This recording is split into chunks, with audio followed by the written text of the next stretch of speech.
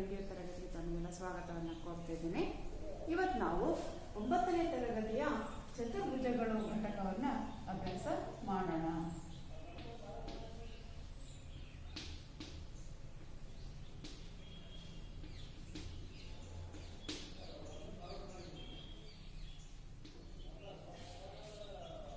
ಕಳೆದ ತರಗತಿಯಲ್ಲಿ ಚತುರ್ಭುಜದ ವಿಧಗಳಲ್ಲಿ ಒಂದಾದಂತಹ ಸಮಾಂತರ ಚತುರ್ಭುಜದ ಕೆಲವು ಗುಣಲಕ್ಷಣಗಳನ್ನು ತಿಳ್ಕೊಂಡಿದ್ವಿ.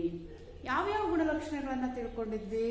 ಸಮಾಂತರ ಚತುರ್ಭುಜದಲ್ಲಿ ಅಭಿಮುಖ ಬಾಹುಗಳು ಏನಾಗಿರ್ತವೆ? ಸಮ ಆಗಿರ್ತವೆ ಮತ್ತು ಸಮಾಂತರನೂ ಆಗಿರ್ತವೆ. ಅದೇ ರೀತಿ ಅಭಿಮುಖ ಕೋನಗಳು ಸಮ ಆಗಿರ್ತವೆ. ಯಾವುದೇ ಒಂದು ಚತುರ್ಭುಜವು ಸಮಾಂತರ ಚತುರ್ಭುಜ ಆಗಬೇಕು ಅಂದ್ರೆ ಅಲ್ಲಿ ಅಭಿಮುಖ ಬಾಹುಗಳು ಸಮ ಮತ್ತು ಸಮಾಂತರ ಆಗಿರ್ಬೇಕು ಅನ್ನೋ ಅಂಶಗಳನ್ನ ತಿಳ್ಕೊಂಡಿದ್ರಿ. ಅದೇ ರೀತಿ ಸಮಾಂತರ ಚತುರ್ಭುಜದ ಕೆಲವು ಸಮಸ್ಯೆಗಳನ್ನು ಸಹ ನೀವು ಕಳೆದ ತರಗತಿಯಲ್ಲಿ ಬಿಡಿಸೋದು ಹೇಗೆ ಅಂತ ತಿಳ್ಕೊಂಡಿದ್ದೀರಾ. ಇನ್ನೂ ಕೆಲವು ಸಮಸ್ಯೆಗಳನ್ನು ಈಗ ಅಭ್ಯಾಸ ಮಾಡೋಣ. ಅಭ್ಯಾಸ 7.1ರಲ್ಲಿರ್ತಕ್ಕಂತಹ ಕೆಲವು ಸಮಸ್ಯೆಗಳನ್ನು ನಾವೀಗ ಬಿಡಿಸೋಣ. ಅದರಲ್ಲಿ ಮೊದಲನೇ ಸಮಸ್ಯೆ, ಒಂದು ಚತುರ್ಭುಜದ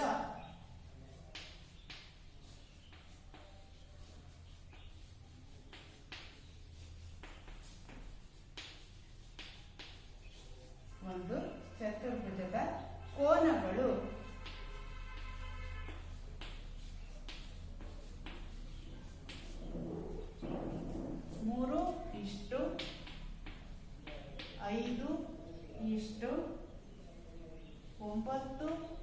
3:5:9:13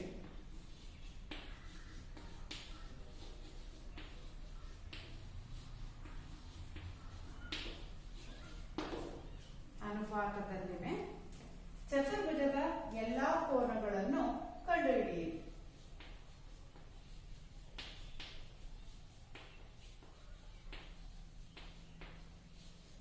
ಚತುರ್ಭುಜದ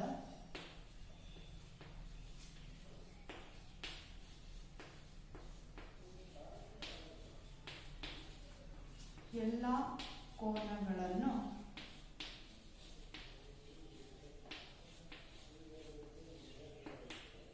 ಕಂಡುಹಿಡಿಯಿರಿ. ಇಲ್ಲಿ ಒಂದು ಚತುರ್ಭುಜದ 4 ಕೋನಗಳ ಅಳತೆಯನ್ನ ಅನುಪಾತ ರೂಪದಲ್ಲಿ ನೀಡಲಾಗಿದೆ. ಹೌದಾ? ಈ ರೀತಿ ಅನುಪಾತ ರೂಪದಲ್ಲಿ ಕೊಟ್ಟಂತಹ ಸಮಸ್ಯೆಯಲ್ಲಿ ನಾವು ಚತುರ್ಭುಜದ ಕೋನಗಳನ್ನ ಯಾವ ರೀತಿ ಕಂಡುಹಿಡಿಯೋದು ಅಂತ ಈಗ ತಿಳ್ಕೊಳ್ಳೋಣ. ಕೊಟ್ಟಿರ್ತಕ್ಕಂಥ ಅನುಪಾತನ ಬರ್ಕೊಳ್ಳೋಣ.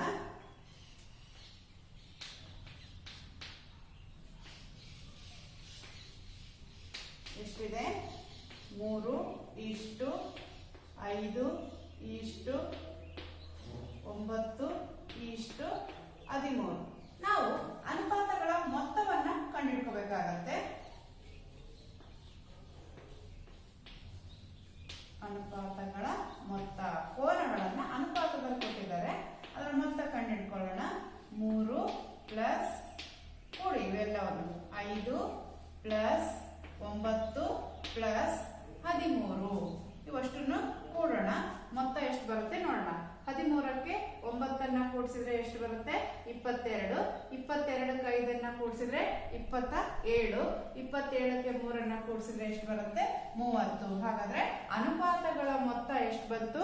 30 ಬಂತು.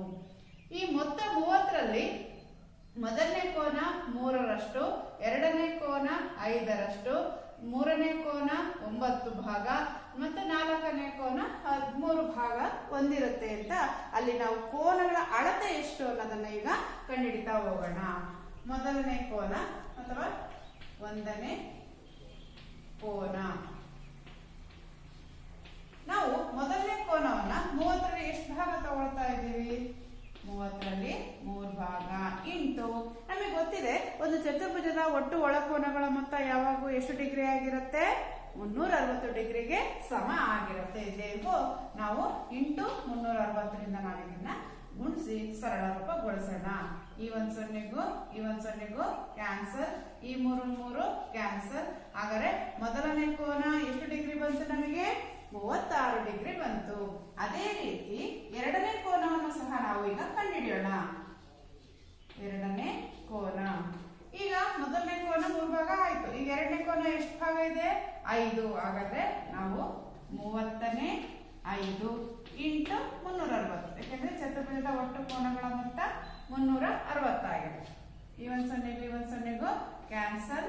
3 1 3, 3 1 3, 3 2 6, 12 5 ಎಷ್ಟು ಬರುತ್ತೆ? 60 ಡಿಗ್ರಿ. ಅದೇ ರೀತಿ ನಾವು ಮೂರನೇ ಕೋನವನ್ನ ಕಂಡುಹಿಡಿಯೋಣ.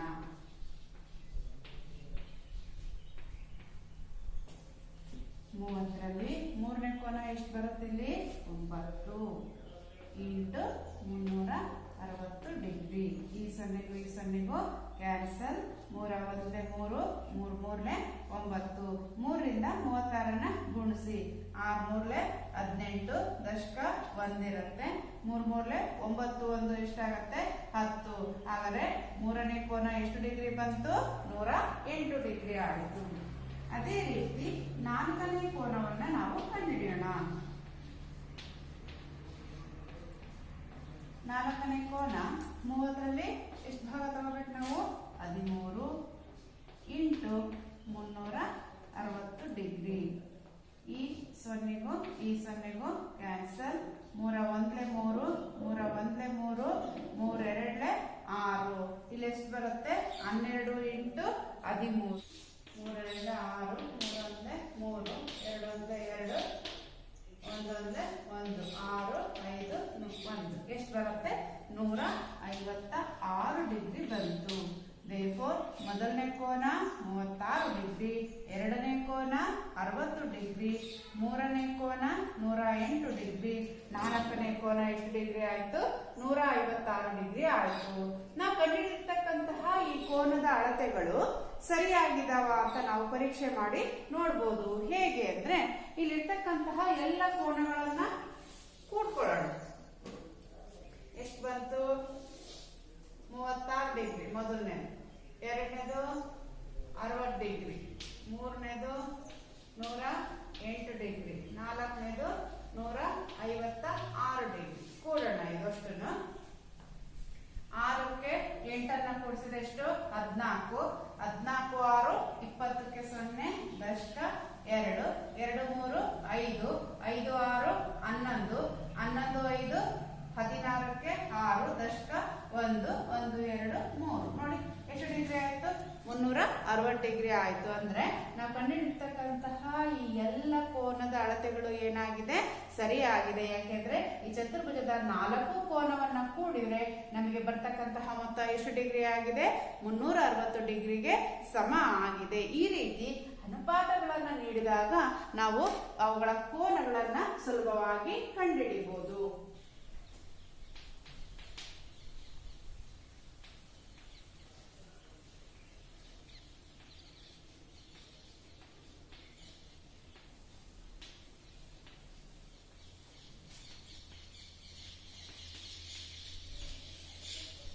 ಒಂದು ಸಮಾಂತರ ಚತುರ್ಭುಜದ ಕರ್ಣಗಳು ಸಮವಿದ್ದಾಗ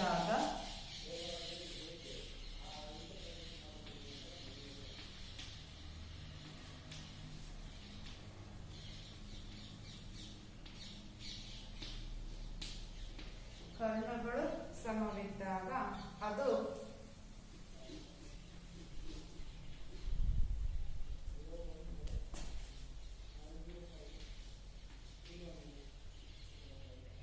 ಆಯತವಾಗುತ್ತದೆ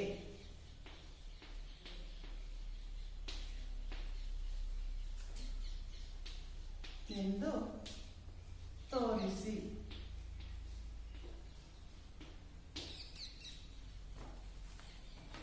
ಒಂದು ಸಮಾಂತರ ಚತುರ್ಭುಜದಲ್ಲಿ ಕರ್ಣಗಳು ಏನಾಗಿದ್ದಾವೆ? ಸಮನಾದ ಕರ್ಣಗಳನ್ನ ಹೊಂದಿದೆ. ಸಮನಾದ ಕರ್ಣ ಹೊಂದಿದ್ದಾಗ ಅದು ಎಂಥ ಆಕೃತಿ ಆಗಿರುತ್ತದೆ ಅಂತ ನಾವು ಸಾಧಿಸಿ ತೋರಿಸ್ಬೇಕು. ಆಯತ ಆಕೃತಿ ಆಗಿರುತ್ತೆ ಅಂತ ನಾವು ಸಾಧಿಸಿ ತೋರಿಸ್ಬೇಕಾಗತ್ತೆ. ಇದಕ್ಕೆ ಸೂಕ್ತ ರೇಖಾಚಿತ್ರವನ್ನ ನಾವು ರಚನೆ ಮಾಡ್ಕೋಬೇಕಾಗತ್ತೆ. ಇಲ್ಲಿ ಸಮಾಂತರ ಚತುರ್ಭುಜ ಅಂತ ಹೇಳಿರೋದ್ರಿಂದ ನಾವು ಒಂದು ಸಮಾಂತರ ಚತುರ್ಭುಜದ ರಚನೆಯನ್ನ ಮಾಡ್ಕೊಳ್ಳೋಣ.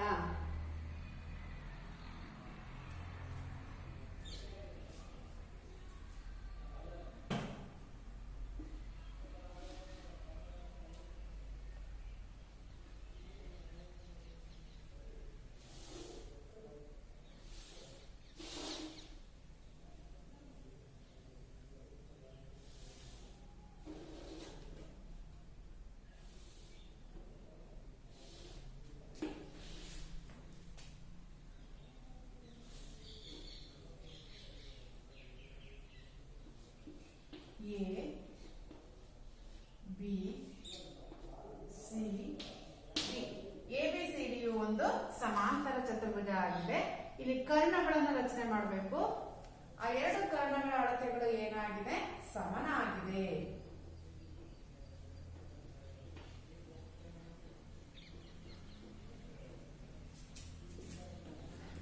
AC ಮತ್ತೊಂದು ಕರ್ಣವನ್ನು ರಚನೆ ಮಾಡೋಣ.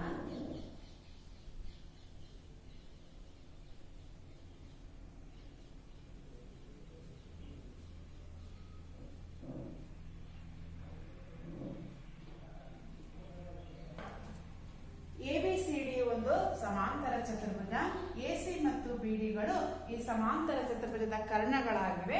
ಈ ಕರ್ಣಗಳ ಅಳತೆಗಳು ಏನಾಗಿದೆ? ಸಮನಾದ ಅಳತೆಯನ್ನು ಹೊಂದಿದೆ ಅಂತ ಹೇಳ್ತಾ ಇದ್ದಾರೆ. ಈ ಕರ್ಣಗಳು ಸಮ ಆದಾಗ ಈ ಆಕೃತಿ ಆಯತ ಅಂತ ನಾವು ಸಾಧಿಸಿ ತೋರಿಸಬೇಕು. ಕೊಟ್ಟಿರ್ತಕ್ಕಂತಹ ದತ್ತಾಂಶನ ಬರ್ಕೊಳ್ಳೋಣ.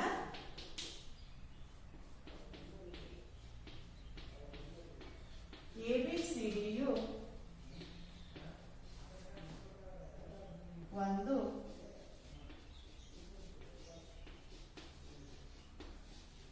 ಸಮಾಂತರ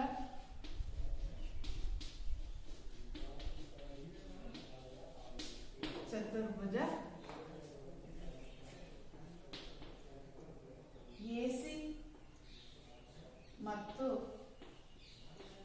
BDಗಳು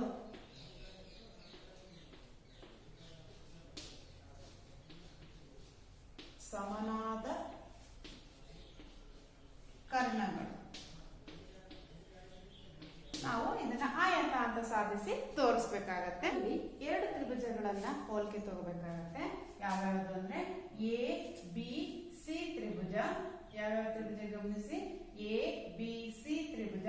ಅದೇ ರೀತಿ BDC ತ್ರಿಭುಜ. ಈ ಎರಡು ತ್ರಿಭುಜಗಳನ್ನ ನೋಡಿ, BDC ಈ ತ್ರಿಭುಜ ಮತ್ತು ABC ತ್ರಿಭುಜ ಈ ತ್ರಿಭುಜ. ಈ ಎರಡು ತ್ರಿಭುಜಗಳನ್ನ ಹೋಲಿಕೆಯಾಗಿ ನಾವು ತಗೊಳ್ಳೋಣ.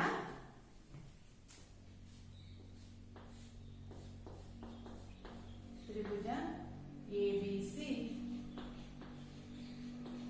ಮತ್ತು ತ್ರಿಭುಜ BDC ಗಳಲ್ಲಿ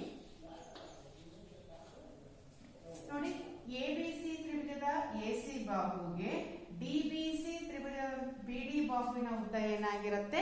ಸಮನಾಗಿರುತ್ತೆ. ಯಾಕೆ ಅಂದ್ರೆ ಅವರ ದತ್ತದಲ್ಲಿ ಹೇಳಿದರೆ ಸಮಾಂತರ ಚತುರ್ಭುಜದ ಕರ್ಣಗಳು ಏನಾಗಿದ್ದಾವೆ? ಸಮನಾಗಿವೆ. Therefore AC ನ ಉದ್ದಕ್ಕೆ BD ಯ ಉದ್ದವು ಸಮನಾಗಿದೆ. ಕಾರಣ ಏನು? ದತ್ತ. ಅದೇ ರೀತಿ ಈ ABC ತ್ರಿಭುಜ ಮತ್ತು BDC ಈ ತ್ರಿಭುಜದಲ್ಲಿ AB ಬಾಹುವಿಗೆ DC ಬಾಹು ಏನಾಗಿರುತ್ತೆ? ಸಮನಾಗಿರುತ್ತೆ. ಯಾಕೆಂದ್ರೆ ಸಮಾಂತರ ಚತುರ್ಭುಜದ ಅಭಿಮುಖ ಬಾಹುಗಳು ಯಾವಾಗೂ ಏನಾಗಿರ್ತವೆ? ಸಮನಾದ ಅಳತೆಯನ್ನ ಹೊಂದಿರೋದ್ರಿಂದ AB ಬಾಹುವಿನ ಉದ್ದಕ್ಕೆ DC ಬಾಹುವಿನ ಉದ್ದವು ಏನಾಗಿರುತ್ತೆ? ಸಮನಾಗಿರುತ್ತೆ. AB is equal to DC. ಇನ್ನೊಂದು ಬಾಹು ಉಳ್ಕೊಳ್ತು. ಯಾವ ಬಾಹು? ಈ ತ್ರಿಭುಜದಲ್ಲಿ ಮೂರನೇ ಬಾಹು ಯಾವ್ದು ಉಳ್ಕೊಳ್ತೀವಿ? BC. ಈ BC ಬಾಹುವು ಈ ಒಂದು ತ್ರಿಭುಜದಲ್ಲಿ ಇರ್ತಕ್ಕಂತಹ, ನೋಡಿ ಈ ತ್ರಿಭುಜದಲ್ಲಿ ನಾವು ಆಲ್ರೆಡಿ ಎರಡು ತಗೊಂಡಿದೀವಿ, BD ತಗೊಂಡಿದೀವಿ, DC ತಗೊಂಡಿದೀವಿ. ಉಳ್ಕೊಂಡಿದ್ದು ಯಾವುದು? BC. ಹಾಗಾದ್ರೆ ಈ BC ಬಾಹುವು ಎರಡಕ್ಕೂ ಕೂಡ ಎಂತ ಬಾಹು ಆಗಿದೆ? ಸಾಮಾನ್ಯ ಬಾಹು ಆಗಿರೋದ್ರಿಂದ ಅದನ್ನ ನಾವು ಉಭಯ ಸಾಮಾನ್ಯ ಬಾಹು ಅಂತ ಹೇಳ್ಬಿಟ್ಟು ಕರಿತೀವಿ. BC equals BC. ಇದು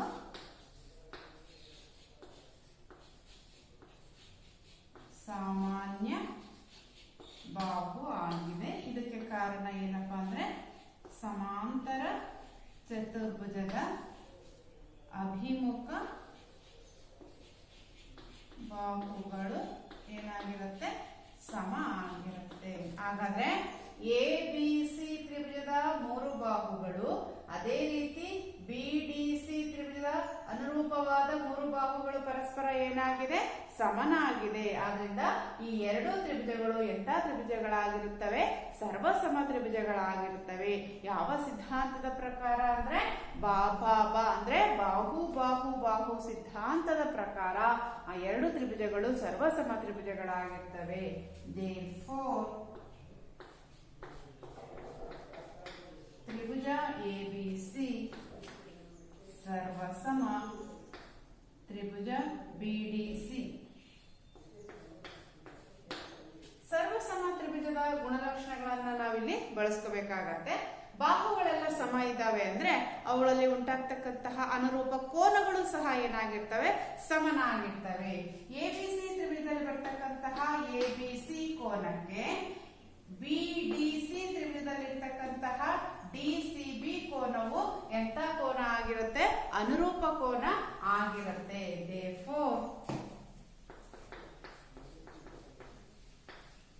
ABC ಕೋನಕ್ಕೆ B ಅಥವಾ ಈಗೂ ಕರಿಬಹುದು, DCB ಅಂತಾನು ಕರಿಬಹುದು. DCB ಕೋನ ಸಮ ಆಗಿರುತ್ತೆ. ಕಾರಣ ಸರ್ವಸಮತೆಯ ಲಕ್ಷಣ.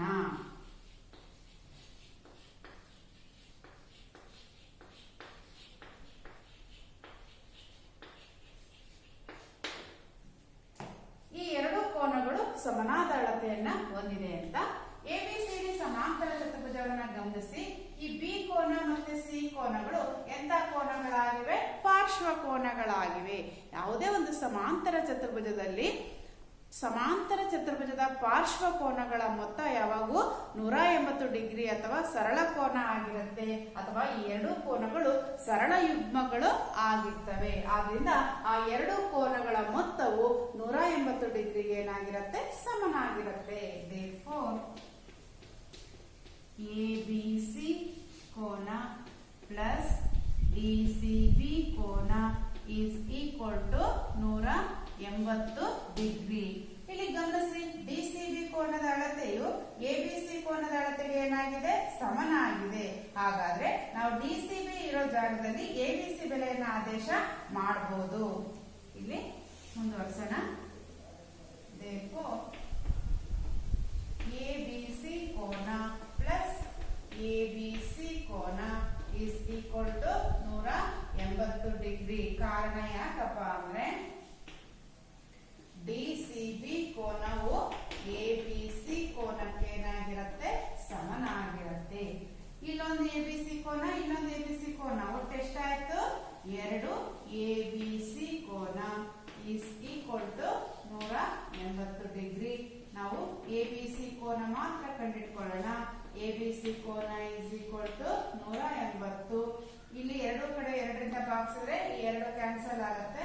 ಇಲ್ಲಿ 2 ಉಳ್ಕೊಳ್ಳುತ್ತೆ. 2 ಒಂದೇ 2, 2 ಗೋತೆ 18, 0 ಎಷ್ಟು ಡಿಗ್ರಿ ಆಯ್ತು?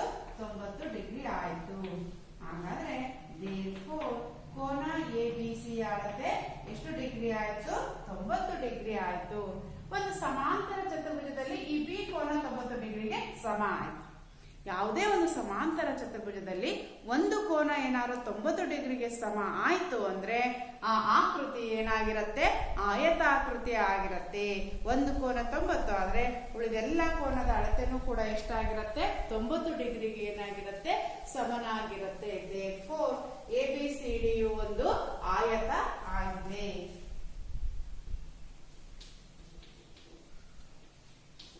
Therefore, ABCD ಯು ಒಂದು ಆಯತ.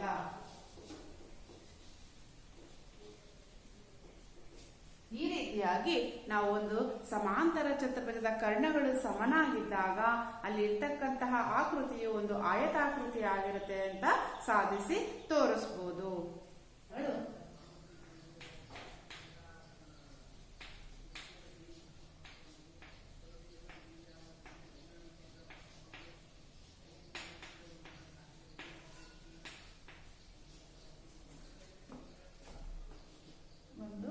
ಚತುರ್ಭುಜದ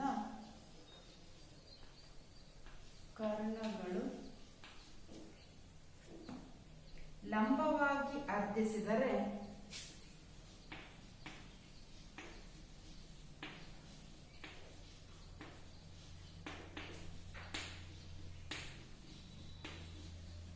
ಲಂಬವಾಗಿ ಅರ್ಧಿಸಿದರೆ ಅದು ವಜ್ರಾಕೃತಿಯಾಗುತ್ತದೆ.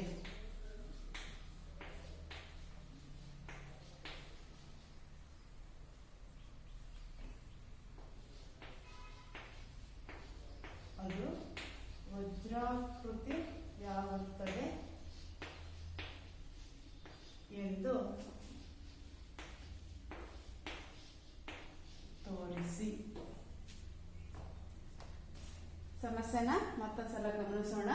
ಒಂದು ಚತುರ್ಭುಜದ ಕರ್ಣಗಳು ಯಾವ ರೀತಿ ಅರ್ಧಿಸ್ತಾ ಇದ್ದಾವೆ?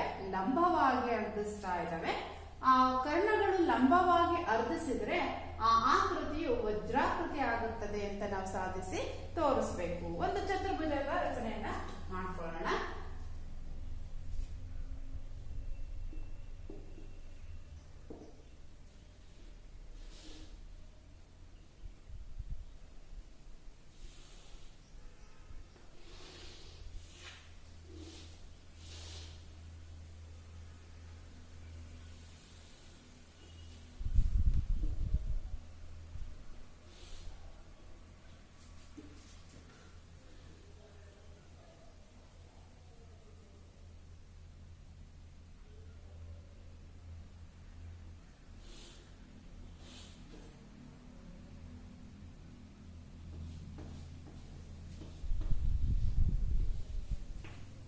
ABCD ಒಂದು ಚತುರ್ಭುಜ. ಕರ್ಣಗಳನ್ನ ರಚನೆ ಮಾಡೋಣ.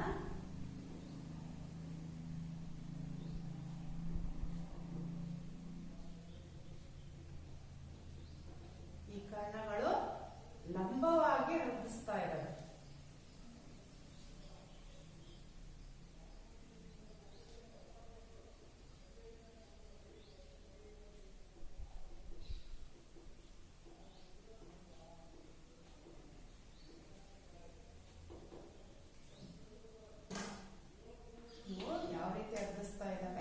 ಲಂಬವಾಗಿ ಅರ್ಧಿಸ್ತಾ ಇದ್ದಾವೆ. ಕೊಟ್ಟಿರ್ತಕ್ಕಂತಹ ದತ್ತಾಂಶವನ್ನು ಒಂದ್ಸಲ ಬರ್ಕೊಳ್ಳೋಣ. ABCD ಒಂದು ಚತುರ್ಭುಜ ಆಗಿದೆ.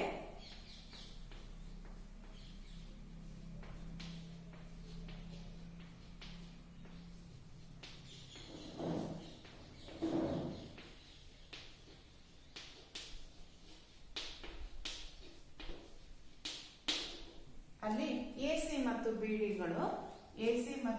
BDಗಳು ಆ ಚತುರ್ಭುಜದ ಕರ್ಣಗಳು ಯಾವ ರೀತಿ ಅರ್ಧಿಸಿದವೆ? ಲಂಬವಾಗಿ ಅರ್ಧಿಸಿದವೆ. AC ಮತ್ತು BD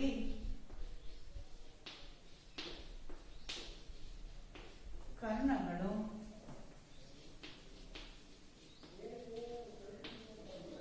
ಲಂಬವಾಗಿ ಅರ್ಧಿಸಿವೆ.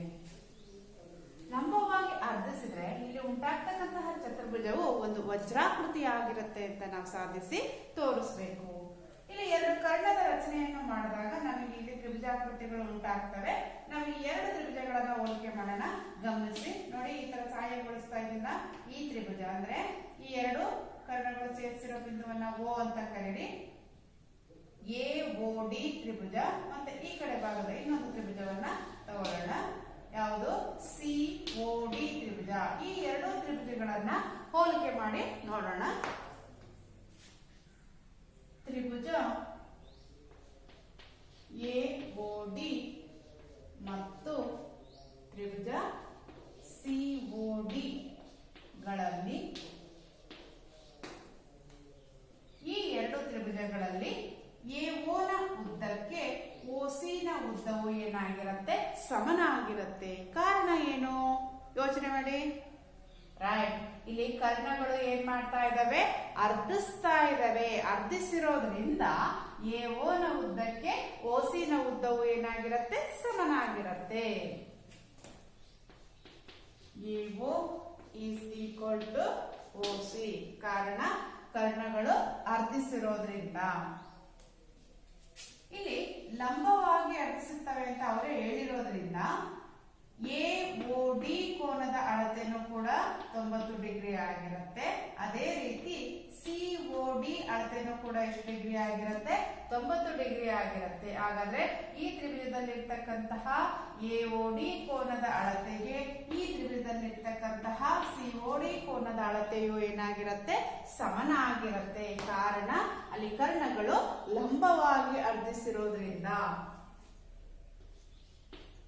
AOD ಕೋನಕ್ಕೆ COD ಕೋನ ಸಮ. ಅವೆರಡೂ ಕೂಡ ಎಷ್ಟು ಡಿಗ್ರಿ ಆಗಿರುತ್ತೆ? 90 ಡಿಗ್ರಿಗೆ ಸಮನಾಗಿರುತ್ತೆ. AOD ತ್ರಿಭುಜಕ್ಕೂ OD ಬಾಹು ಸಾಮಾನ್ಯ ಆಗಿರುತ್ತೆ. ಅದೇ ರೀತಿ ಈ ತ್ರಿಭುಜಕ್ಕೂ ಒಂದು ಬಾಹು ಆಗಿರುತ್ತೆ. ಎರಡು ತ್ರಿಭುಜದ ಒಂದು ಬಾಹು ಆಗಿದೆ. ಯಾವುದು? OD.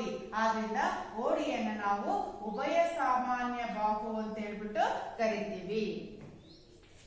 ODಯು ಎರಡೂ ತ್ರಿಭುಜದ ಒಂದು ಬಾಹು ಆಗಿರೋದ್ರಿಂದ OD is equal to OD. ಕಾರಣ ಇದು ಸಾಮಾನ್ಯ ಬಾಹು.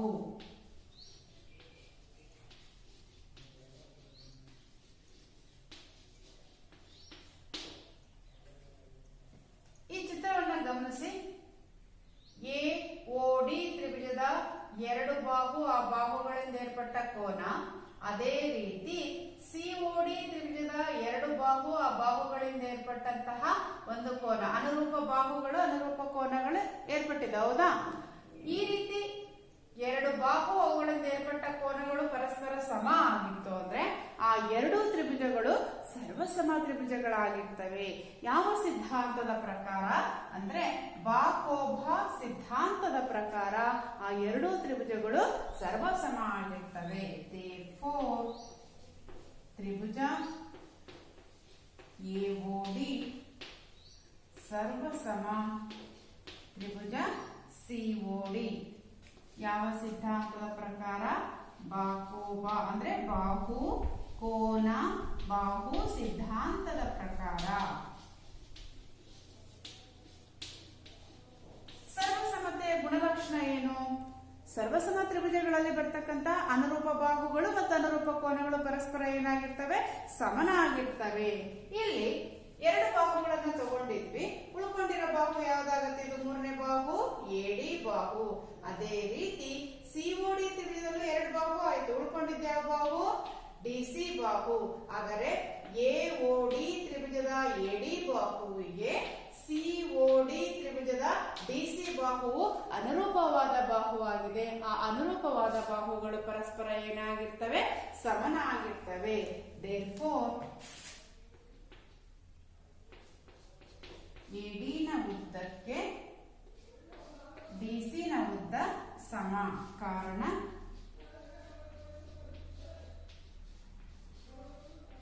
ಸರ್ವ ಸಮತೆಯ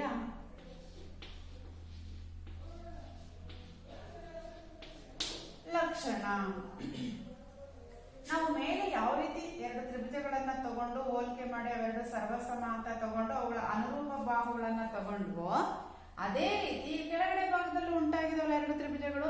ಈ ಎರಡು ತ್ರಿಭುಜಗಳನ್ನ ತಗೊಂಡು ಈ ಎರಡು ತ್ರಿಭುಜಗಳು ಸರ್ವಸಮ ಆಗಿರ್ತವೆ ಅಂತ ತಗೊಂಡ್ರೆ ಇಲ್ಲಿ ಉಂಟಾಗ್ತಕ್ಕಂತ ಅನುರೂಪವಾದ ಬಾಹು ಯಾವುದು? ಇಲ್ಲಿ AB ಬಾಹುವಿಗೆ BC ಬಾಹುವು ಅನುರೂಪವಾದ ಬಾಹು ಆಗಿರುತ್ತೆ.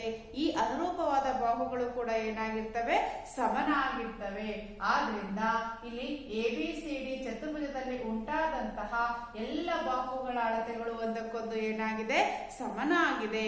ಯಾಕೆಂದ್ರೆ ಕರ್ಣಗಳು ಪರಸ್ಪರ ಯಾವ ರೀತಿ ಅರ್ಧಿಸ್ತಾ ಇದ್ದಾವೆ? ಲಂಬವಾಗಿ ಅರ್ಧಿಸಿದಾಗ ಅಲ್ಲಿ ಸಮನಾದ ಉದ್ದವುಳ್ಳ ಬಾಹುಗಳು ದೊರೆಯೋದ್ರಿಂದ ABCD ಒಂದು ವಜ್ರಾಕೃತಿ ಆಗಿರುತ್ತದೆ. Therefore, ಅದೇ ರೀತಿ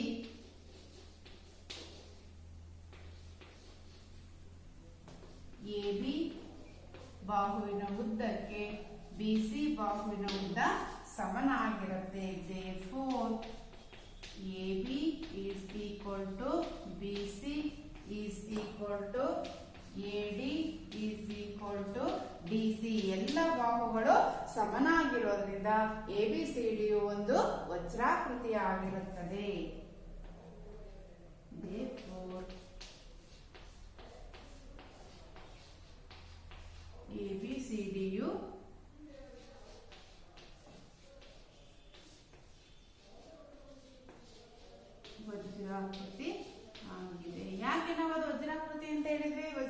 ಗುಣಲಕ್ಷಣ ಏನಪ್ಪಾ ಅಂದ್ರೆ ವಜ್ರಾಕೃತಿಯು ಅಲ್ಲಿರ್ತಕ್ಕಂತಹ ಎಲ್ಲ ಬಾಹುಗಳು ಸಮನಾದ ಅಳತೆಯನ್ನ ಹೊಂದಿರೋದ್ರಿಂದ ಅದನ್ನ ನಾವು ವಜ್ರಾಕೃತಿ ಅಂತ ಹೇಳ್ಬಿಟ್ಟು ಹೆಸರಿಸ್ತೀವಿ. ವಿದ್ಯಾರ್ಥಿಗಳೇ, ತ್ರಿಭುಜ ಮತ್ತು ಚತುರ್ಭುಜಗಳಿಗೆ ಸಂಬಂಧಿಸಿದ ಕೆಲವೊಂದಿಷ್ಟು ಗುಣಲಕ್ಷಣಗಳನ್ನು ನೀವು ಕಲ್ತ್ಕೊಂಡಿದ್ದೀರಾ, ಹೌದಾ? ತ್ರಿಭುಜದ ಮತ್ತೊಂದು ಗುಣಲಕ್ಷಣಗಳನ್ನ ಈಗ ಅಭ್ಯಾಸ ಮಾಡೋಣ. ಏನಪ್ಪಾ ಅಂದ್ರೆ, ತ್ರಿಭುಜದ ಎರಡು ಬಾಹುಗಳ ಮಧ್ಯಬಿಂದುಗಳನ್ನ ಸೇರಿಸಿದಾಗ ಆ ಮಧ್ಯಬಿಂದುಗಳ ಸಂಬಂಧಿಸಿದಂತೆ ಕೆಲವೊಂದಿಷ್ಟು ಗುಣಲಕ್ಷಣಗಳನ್ನ ತಿಳ್ಕೊಳ್ಳೋಣ. ಹೇಗೆ ಮಾಡೋದು ಅಂತ ನೋಡೋಣ. ಒಂದು ತ್ರಿಭುಜವನ್ನು ರಚನೆ ಮಾಡೋಣ.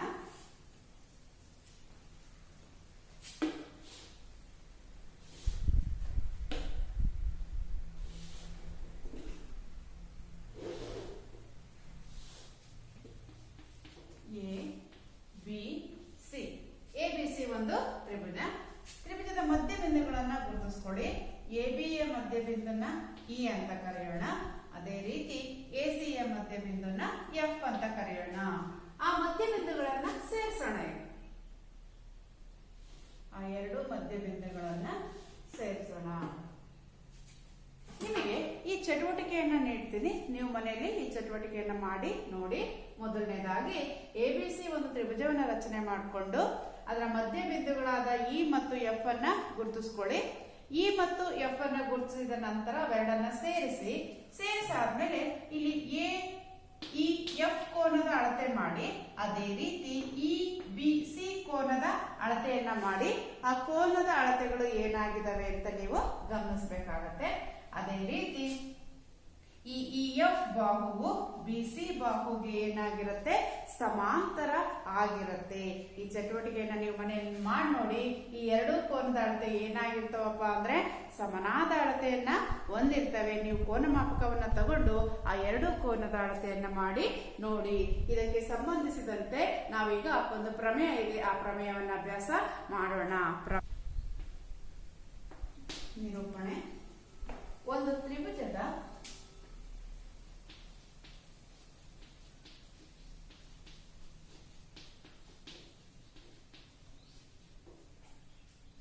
ಯಾವುದೇ ಎರಡು ಬಾಹುಗಳ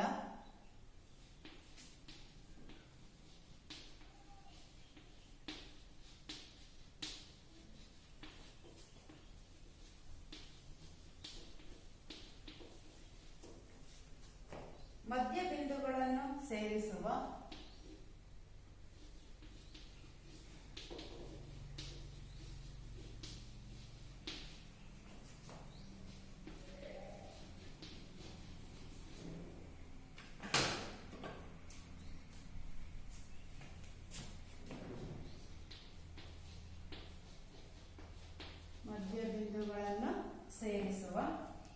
ರೇಖಾಖಂಡವು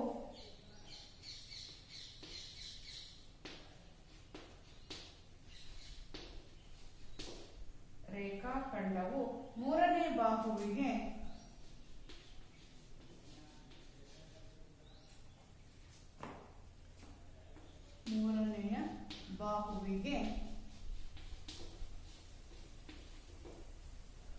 ಸಮಾಂತರವಾಗಿರುತ್ತದೆ.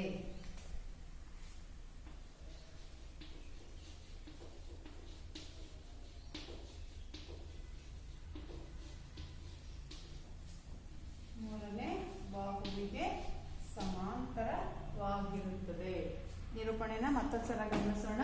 ಒಂದು ತ್ರಿಭುಜದ ಯಾವುದೇ ಎರಡು ಬಾಹುಗಳ ಮಧ್ಯ ಬಿಂದುಗಳನ್ನ ಸೇರಿಸುವ ರೇಖಾಖಂಡವು ಆ ತ್ರಿಭುಜದ ಮೂರನೇ ಬಾಹುವಿಗೆ ಏನಾಗಿರುತ್ತೆ, ಸಮನಾಗಿರುತ್ತೆ ಅಂತ ನಾವು ಸಾಧಿಸಿ ತೋರಿಸಬೇಕು. ಪ್ರಮೇಯಕ್ಕೆ ಸೂಕ್ತವಾದಂತಹ ಒಂದು ರೇಖಾಚಿತ್ರದ ರಚನೆಯನ್ನ ಮಾಡ್ಕೊಳ್ಳೋಣ. ಒಂದು ತ್ರಿಭುಜವನ್ನು ರಚಿಸಿಕೊಳ್ಳೋಣ.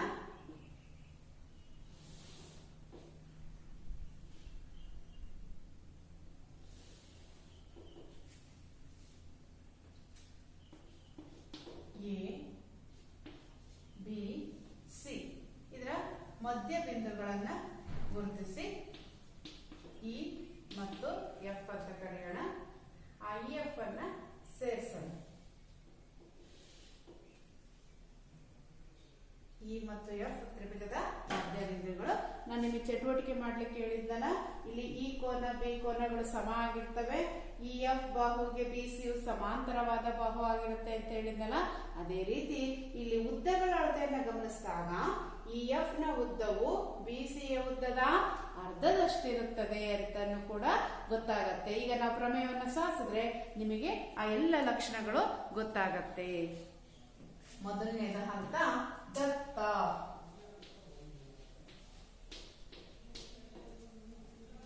ಎಬಿಸಿ ತ್ರಿಭುಜದಲ್ಲಿ ಇಯು ಎಬಿಯ ಮಧ್ಯಬಿಂದು ಆಗಿದೆ. ಅದೇ ರೀತಿ ಎಫ್ ಬಿಂದುವು ಎಸಿಯ ಮಧ್ಯಬಿಂದು ಆಗಿದೆ. ನಮಗಿದು ಕಾಣಿಸ್ತಾ ಇದೆಯಲ್ಲ ಚಿತ್ರದಲ್ಲಿ, ಇದನ್ನ ನಾವು ದತ್ತಾಂಶ ಅಥವಾ ದತ್ತ ಅಂತ ಹೇಳ್ಬಿಟ್ಟು ಬರೀತೀವಿ. ತ್ರಿಭುಜ ಎಬಿಸಿಯಲ್ಲಿ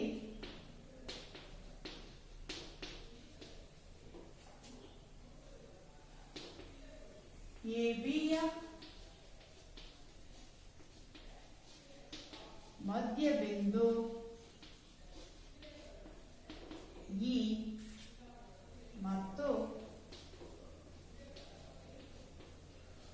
ಎಸಿಯ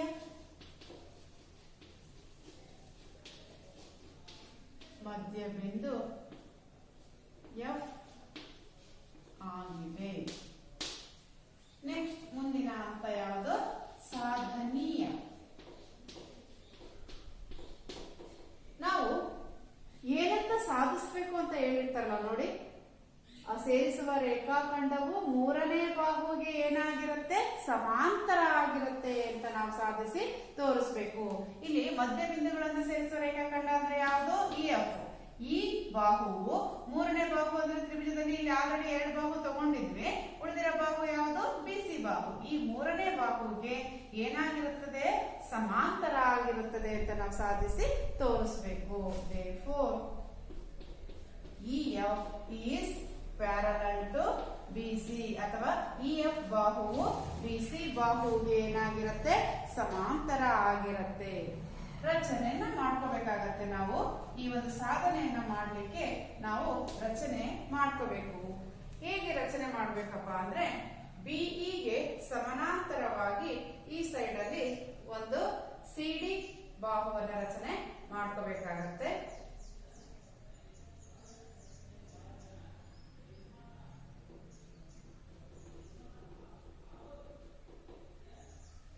ಈ ಬಿಂದುವನ್ನ ಡಿ ಅಂತ ಕಟ್ಕೊಳ್ಳೋಣ. ಎಫ್ ಮತ್ತು ಡಿ ಅನ್ನ ಸೇರಿಸೋಣ.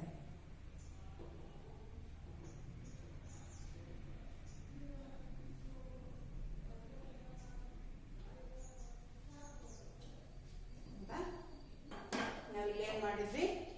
ಸಿಡಿಯು ಬಿಇಗೆ ಸಮಾಂತರ ಆಗೋ ರೀತಿಯಲ್ಲಿ ನಾವು ಸಿಡಿ ಬಾಹುವನ್ನ ವೃದ್ಧಿಸ್ಕೊಂಡ್ವಿ. ಅದೇ ರೀತಿ ಎಫ್ ಡಿ ಅನ್ನ ಏನ್ ಮಾಡ್ಬೇಕು? ಸೇರಿಸಬೇಕು. ರಚನೆ: ಸಿಡಿಯು ಬಿಇಗೆ ಸಮಾಂತರ ಆಗುವಂತೆ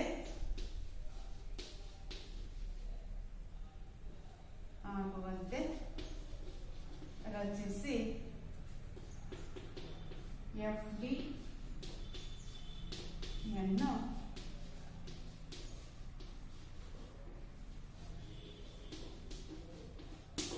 ಸೇರಿಸಬೇಕು. ಇಲ್ಲೇನ್ ಡಾಟೆಡ್ ಲೈನ್ ಮಾಡಿದೀವಲ್ಲ, ಇದು ರಚನೆ ಭಾಗವನ್ನ ತೋರಿಸುತ್ತೆ. ಮುಂದಿನ ಹಂತ ಯಾವ್ದಪ್ಪ ಅಂದ್ರೆ ಸಾಧನೆ.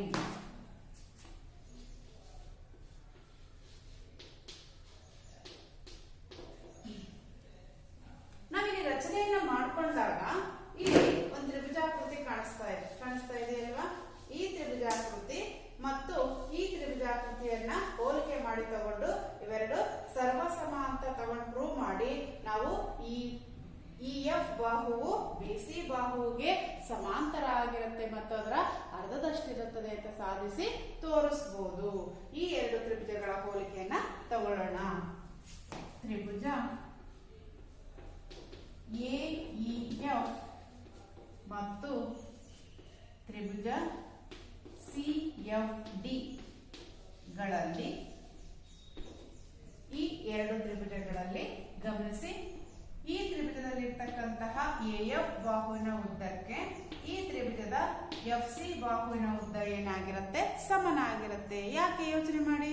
ಯಾಕಪ್ಪ ಅಂದ್ರೆ AC ಬಾಹುಗೆ ಎಫ್ ಎಂತ ಬಿಂದು ಆಗಿದೆ, ಮಧ್ಯ ಬಿಂದು ಆಗಿರೋದ್ರಿಂದ ಕರೆಕ್ಟ್ ಮಧ್ಯದಲ್ಲಿ ವಿಭಾಗಿಸೋದ್ರಿಂದ AF ನ ಉದ್ದಕ್ಕೆ FC ನ ಉದ್ದವು ಏನಾಗಿರುತ್ತೆ, ಸಮನಾಗಿರುತ್ತೆ.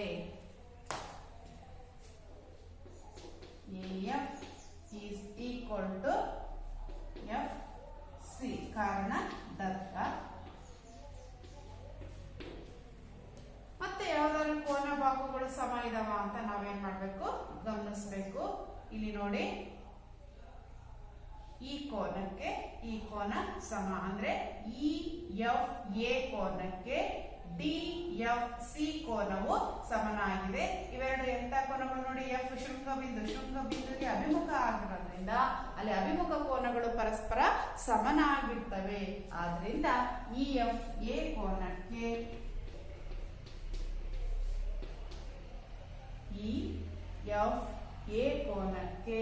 DFC ಕೋನ ಸಮನಾಗಿರುತ್ತೆ. ಕಾರಣ ಶೃಂಗಾಭಿಮುಖ ಕೋನಗಳು.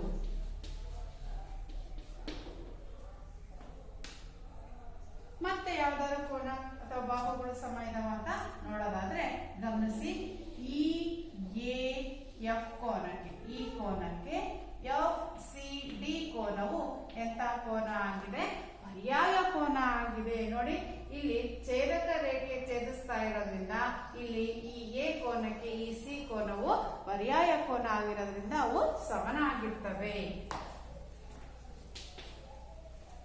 ಈ ಎಫ್ ಕೋನಕ್ಕೆ FCD ಕೋನ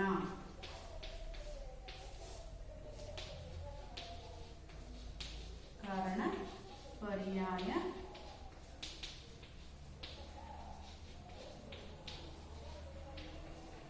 ಕೋನಗಳು.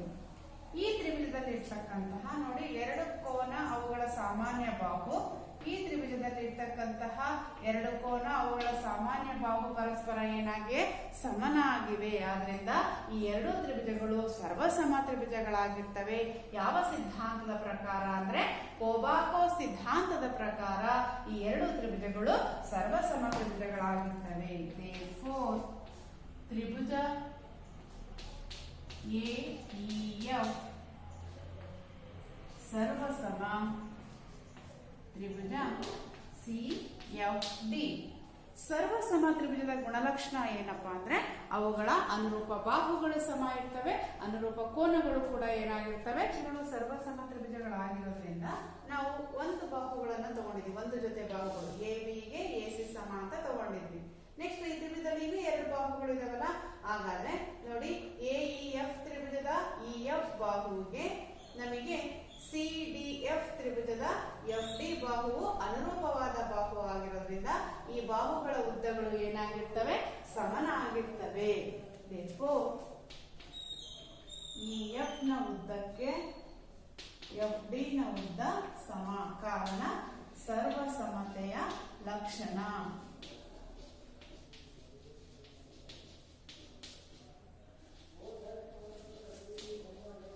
ಎರಡು ಬಾಹು ಆಯ್ತು, ಉಳ್ಕೊಂಡಿದ್ದು ಮೂರನೇ ಬಾಹು ಯಾವುದು ಈ ತ್ರಿಭುಜದಲ್ಲಿ, ಒಂದಾಯ್ತು ಎರಡಾಯ್ತು. ಉಳ್ಕೊಂಡಿದ್ದು AE ಬಾಹು. ಈ ತ್ರಿಭುಜದ AE ಬಾಹುಗೆ ಈ ತ್ರಿಭುಜದ CD ಬಾಹುವು ಏನಾಗಿರುತ್ತೆ, ಸಮನಾಗಿರುತ್ತೆ. AE ಬಾಹುವಿಗೆ CD ಬಾಹು ಸಮ. ಈ CD ಬಾಹುವಿಗೆ BE ಬಾಹುನು ಕೂಡ ಏನಾಗಿರುತ್ತೆ, ಸಮನಾಗಿರುತ್ತೆ. ದಟ್ ಈಕ್ವಲ್ ಟು BE ಬಾಹು. ಯಾಕೆಂದ್ರೆ ನೋಡಿ AB ಇಲ್ಲಿ BCDE ಅಂತಕ್ಕಂಥದ್ದು ಒಂದು ಸಮಾಂತರ ಚತುರ್ಭುಜ ಆಗಿದೆ. ಸಮಾಂತರ ಚತುರ್ಭುಜದ ಅಭಿಮುಖ ಬಾಹುಗಳು ಏನಾಗಿರ್ತವೆ, ಸಮನಾಗಿರ್ತವೆ. BCಗೆ ನಮಗೆ EDಯು ಅಭಿಮುಖ ಆಗಿರೋದ್ರಿಂದ ಈ ಎರಡು ಬಾಹುಗಳ ಉದ್ದಗಳು ಸಮನಾದ್ರೆ CDಗೆ Bಯು ಅಭಿಮುಖ ಆಗಿರೋದ್ರಿಂದ ಈ ಎರಡು ಬಾಹುಗಳ ಉದ್ದಗಳು ಕೂಡ ಏನಾಗಿರ್ತವೆ, ಸಮನಾಗಿರ್ತವೆ. ಏಕೆಂದ್ರೆ BCDEಯು ಒಂದು ಸಮಾಂತರ ಚತುರ್ಭುಜ ಆಗಿರೋದ್ರಿಂದ. Therefore, BCDಯು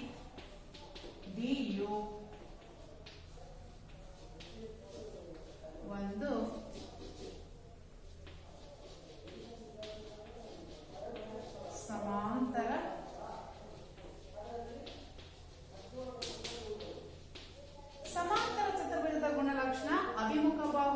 ಸಮನೂ ಆಗಿರ್ತವೆ ಮತ್ತು ಸಮಾಂತರನೂ ಕೂಡ ಆಗಿರ್ತವೆ. ಆದ್ರಿಂದ ಇಲ್ಲಿ ನಾವು ಈ ಡಿ ಬಾಹುವಿಗೆ ಬಿ ಸಿ ಬಾಹುವು ಏನಾಗಿರುತ್ತೆ ಅಂತ ತೋರಿಸಬಹುದು, ಸಮಾಂತರ ಅಂತ ತೋರಿಸಬಹುದು. ಇ ಡಿಗೆ ಬಿ ಸಿ ಸಮಾಂತರ ಆದ್ರೆ ಇ ಎಫ್ ಬಾಹುವಿನೂ ಕೂಡ ಬಿ ಸಿಯು ಏನಾಗಿರುತ್ತೆ, ಸಮಾಂತರ ಆಗಿರುತ್ತೆ. Therefore ನಾವು ಇ ಎಫ್ ತಗೊಳ್ಳೋಣ. ಇ ಎಫ್ ಬಾಹುವು ಸಮಾಂತರ ಯಾವುದಕ್ಕೆ ಸಮಾಂತರ ಆಗಿದೆ, ಬಿ ಸಿ ಬಾಹುವಿಗೆ ಸಮಾಂತರ ಆಗಿದೆ. ಯಾಕೆಂದ್ರೆ ಬಿ ಸಿ ಡಿ ಒಂದು ಸಮಾಂತರ ಚತುರ್ಭುಜ ಆಗಿರೋದ್ರಿಂದ ಅದರ ಅಭಿಮುಖ ಬಾಹುಗಳು ಸಮಾಂತರ ಆಗಿರ್ತವೆ. ಆದ್ರಿಂದ ಇ ಡಿಗೆ ಬಿ ಸಿ ಸಮಾಂತರ ಅಂದ್ರೆ ಇ ಎಫ್ ಗೆ ಬಿ ಸಿನೂ ಕೂಡ ಸಮಾಂತರ ಆಗಿರುತ್ತೆ. ಗಮನಿಸಿ, ಬಿ ಸಿಯ ಉದ್ದದ ಎಷ್ಟರಷ್ಟು ಇ ಎಫ್ ಇದೆ, ಅರ್ಧದಷ್ಟಿದೆ. Therefore ಇ ಎಫ್ ನ ಉದ್ದವು ಬಿ ಸಿಯ ಉದ್ದದ ಅರ್ಧದಷ್ಟಿದೆ ಅಂತ ನಾವು ಈ ರೀತಿ ಸಾಧಿಸಿ ತೋರಿಸಬಹುದು. ಈ ಪ್ರಮೇಯದ ವಿಲೋಮನ ಸಹ ನಾವು ಹೇಳ್ಬೋದು. ಏನಾಗಿರುತ್ತಪ್ಪ ಅಂದ್ರೆ, ಒಂದು ತ್ರಿಭುಜವನ್ನ ತಗೊಳ್ಳಿ, ಎ ಬಿ ಸಿ ತ್ರಿಭುಜದ ಇದರ ಮಧ್ಯ ಬಿಂದು ಗುರುತಿಸ್ಕೋಬೇಕು, ಇ ಮತ್ತು ಎಫ್. ಆ ಮಧ್ಯ ಬಿಂದುವಿನ ಮೂಲಕ ಒಂದು ರೇಖೆಯನ್ನು ನಾವು ಈ ರೀತಿ ಎಳಿತಾ ಇದ್ದೀವಿ. ಆ ಮಧ್ಯ ಬಿಂದುವಿನ ಮೂಲಕ ಎಳೆದಂತಹ ರೇಖೆಯು ಮತ್ತೊಂದು ಬಾಹು ಯಾವ್ದಿರುತ್ತೆ, ಬಿ ಸಿ. ಈ ಬಿ ಸಿ ಬಾಹುಗೆ ಏನಾಗಿರುತ್ತೆ, ಸಮಾಂತರ ಆಗಿದ್ದು ಈ ಮೂರನೇ ಬಾಹುವನ್ನ ಏನ್ ಮಾಡುತ್ತದೆ, ಅರ್ಧಿಸುತ್ತದೆ ಅಂತ ನಾವು ತೋರಿಸಬಹುದು. ಅರ್ಥ ಆಯ್ತಾ? ಈಗ ಈ ಪ್ರಮೇಯದ ಮೇಲಿನ ಒಂದು ಲೆಕ್ಕವನ್ನ ನೋಡೋಣ. ಉದಾಹರಣೆ 1. ಸಮಸ್ಯೆ ಈ ರೀತಿ ಇದೆ.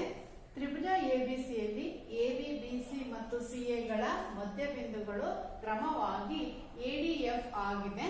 ಈಗ ಅದಕ್ಕೆ ಸೂಕ್ತವಾದಂತಹ ಒಂದು ಚಿತ್ರವನ್ನು ರಚನೆ ಮಾಡ್ಕೊಳ್ಳೋಣ. ಎಬಿಸಿ ಒಂದು ತ್ರಿಭುಜವನ್ನು ರಚನೆ ಮಾಡ್ಕೊಳ್ಳೋಣ.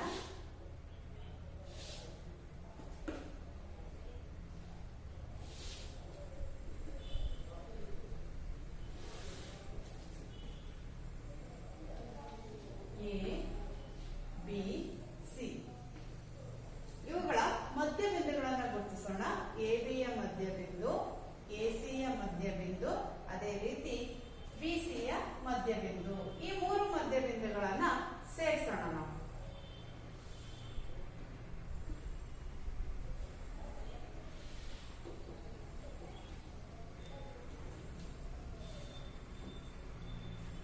ಆ ಮಧ್ಯ ಬಿಂದುಗಳು ಯಾವುದಾಗಿರುತ್ತೆ, ಡಿ ಇ ಎಫ್.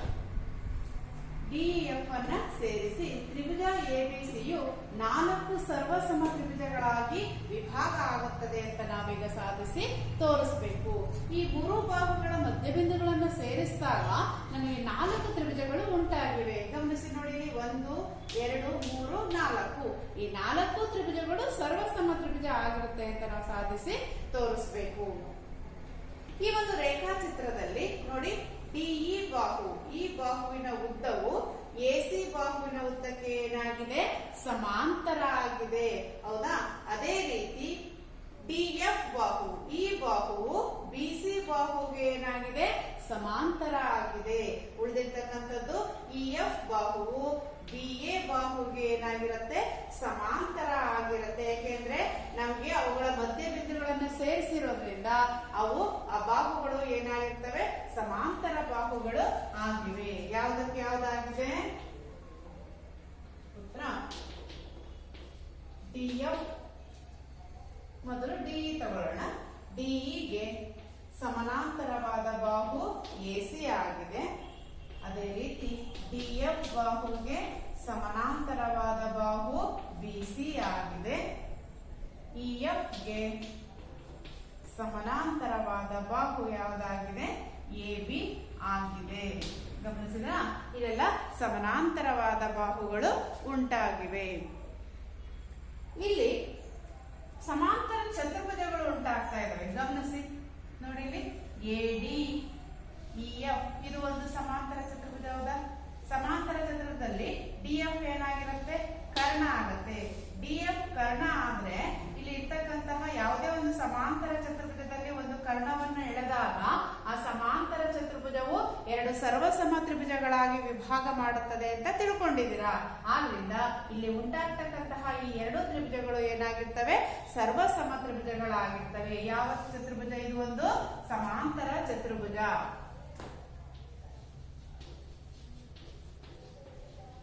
ಸಮಾಂತರ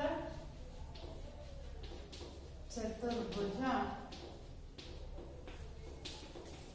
ADEF ನಲ್ಲಿ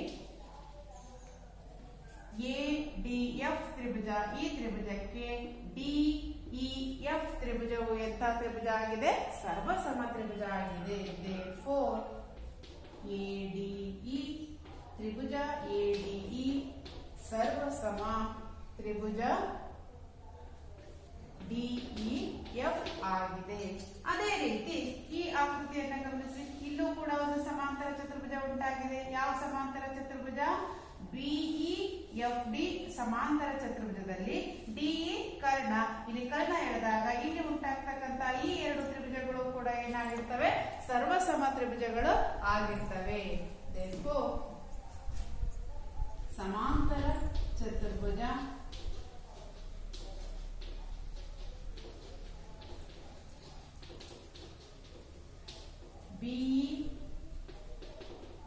BEFD ನಲ್ಲಿ ಈ ತ್ರಿಭುಜ BED ತ್ರಿಭುಜಕ್ಕೆ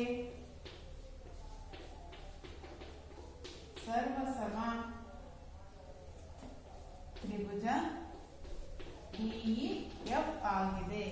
ಮತ್ತೊಂದು ಸಮಾಂತರ ಚತುರ್ಭುಜ ಇದೆ. ನಾವು ಈ ರೀತಿ ಸಮಾಂತರ ರೇಖೆ ಹೇಳಿದಾಗ ಮತ್ತೊಂದು ಸಮಾಂತರ ಚತುರ್ಭುಜ ಉಂಟಾಗಿದೆ. ಯಾವುದದು?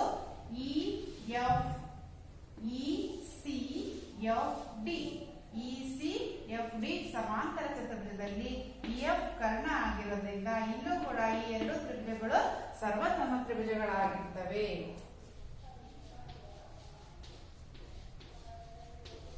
ಸಮಾಂತರ ಚತುರ್ಭುಜ ECFD ನಲ್ಲಿ ತ್ರಿಭುಜ ECF ಸರ್ವಸಮ ತ್ರಿಭುಜ DEF. ನೋಡಿ, ಇಲ್ಲಿ ಎಲ್ಲ ತ್ರಿಭುಜಗಳು ಕೂಡ ಎಂಥ ತ್ರಿಭುಜಗಳಾಗಿವೆ? ಸರ್ವಸಮ ತ್ರಿಭುಜಗಳಾಗಿವೆ. ಆದ್ರಿಂದ ಈ ABCಯ ಮಧ್ಯಬಿಂದುಗಳನ್ನು ಸೇರಿಸಿದಾಗ ಉಂಟಾಗ್ತಕ್ಕಂತಹ ಈ 4 ತ್ರಿಭುಜಗಳು ಕೂಡ ಏನಾಗಿರ್ತವೆ? ಸರ್ವಸಮ ತ್ರಿಭುಜಗಳಾಗಿರ್ತವೆ. Therefore ನಾವು ಲಾಸ್ಟ್ ಕನ್ಕ್ಲೂಷನ್ ಬರೆಯೋಣ.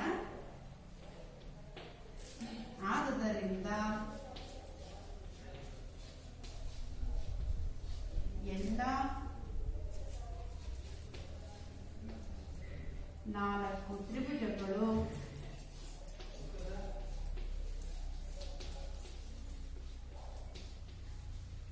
ಸರ್ವಸಮವಾಗಿವೆ.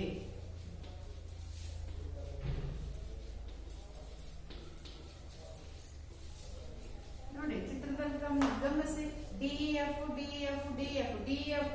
ADEಗೂ ಸಮ ಆಗಿದೆ, DEF BEDಗೂ ಸಮ ಆಗಿದೆ, ಅದೇ ರೀತಿ ECFಗೂ ಸಮನಾಗಿದೆ. ಈ DEF ತ್ರಿಭುಜ, ಈ ತ್ರಿಭುಜವು ಈ 3 ತ್ರಿಭುಜಕ್ಕೂ ಕೂಡ ಏನಾಗಿದೆ? ಸಮನಾಗಿರೋದ್ರಿಂದ ಇಲ್ಲಿ ಉಂಟಾಗ್ತಕ್ಕಂತಹ 4 ತ್ರಿಭುಜಗಳ ಅಳತೆಗಳು ಕೂಡ ಏನಾಗಿರ್ತವೆ? ಸಮನಾದ ಅಳತೆಗಳನ್ನ ಹೊಂದಿರ್ತವೆ. ಇದೇ ರೀತಿಯಾಗಿ ಅಭ್ಯಾಸದಲ್ಲಿ ಕೆಲವೊಂದಿಷ್ಟು ಸಮಸ್ಯೆಗಳನ್ನ ನೀಡಲಾಗಿದೆ. ಅವುಗಳನ್ನ ನೀವು ಮನೆಯಲ್ಲಿ ಗೃಹ ಪಾಠಕ್ಕೆ ನಿಮಗೆ ನೀಡಲಾಗುತ್ತೆ. ಆ ಇರ್ತಕ್ಕಂತಹ ಎಲ್ಲ ಸಮಸ್ಯೆಗಳನ್ನ ನೀವು ಹಂತ ಹಂತವಾಗಿ ಬಿಡಿಸಿ ನೀವು ಪರೀಕ್ಷಾ ದೃಷ್ಟಿಯಿಂದ ಎಲ್ಲ ಸಮಸ್ಯೆಗಳನ್ನ ಬಿಡಿಸಿದ್ರೆ ನಿಮ್ಮ ಹೆಚ್ಚಿನ ಜ್ಞಾನವನ್ನ ಪಡಿತೀರಾ ಅಂತ ಹೇಳ್ತಾ ಈ ತರಗತಿಯನ್ನ ಮುಗಿಸ್ತೀನಿ.